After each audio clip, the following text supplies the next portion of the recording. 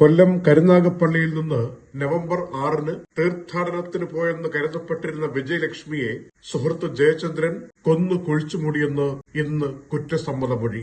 ഡൽഹിയുടെ അന്തരീക്ഷ മലിനീകരണം ലോകാരോഗ്യ സംഘടനാ പരിധിയുടെ 60 ഇരട്ടിയായ സാഹചര്യത്തിൽ സ്കൂളുകൾ അടച്ചിടാനും ഓൺലൈൻ ക്ലാസുകളിലേക്ക് മാറാനും ഉത്തരവ്. യുഎഇയിൽ ജോലി ചെയ്യുന്നവരിൽ പകുതിയും അധിക ജോലി സമയത്തിൽ സമ്മർദ്ദം നേരിടുന്നെന്ന് ഒരു സർവേ ഫലം പറയുന്നു. അബുദാബിയിൽ മൂടൽമഞ്ഞിന്റെ അലർട്ട് എന്നതൊഴിച്ചാൽ യുഎഇയിൽ വ്യാപകമായി സുഖസുന്ദര കാലാവസ്ഥയെന്ന് NCM. ഓഫീസിലെ പ്രതിദിന പ്രഭാത മീറ്റിംഗിൽ പങ്കെടുക്കാൻ സമയം വൈകിയതിന് 99 ജീവനക്കാരെ ഒരു US കമ്പനിയുടെ CEO പുറത്താക്കി. ദുബായ് വിമാനത്താവളം ഒരു വർഷത്തിനിടെ 91.9 മില്യൺ യാത്രക്കാർക്ക് സൌകര്യമൊരുക്കിയെന്ന റെക്കോർഡ് കണക്ക് പുറത്തുവന്നു. ബ്രസീലിയൻ ഫുട്ബോൾ താരം നെയ്മർ 200 മില്യൺ ദിർഹം കൊടുത്ത് ദുബായിൽ വീട് വാങ്ങി.